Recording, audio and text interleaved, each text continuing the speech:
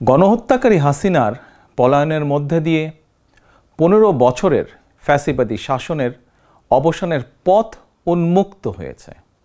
তাই দেশে জবাবদিহিমূলক গণতন্ত্র প্রতিষ্ঠার এখনই শ্রেষ্ঠ সময়। ফ্যাসিবাদী শাসনের অবসান ঘটিয়ে দেশের গণতন্ত্র, মানবাধিকার, ভোটের অধিকার প্রতিষ্ঠার জন্য গত 15 বছর ধরে গণতান্ত্রিকামী মানুষ আন্দোলন সংগ্রাম অব্যাহত রেখেছিলেন।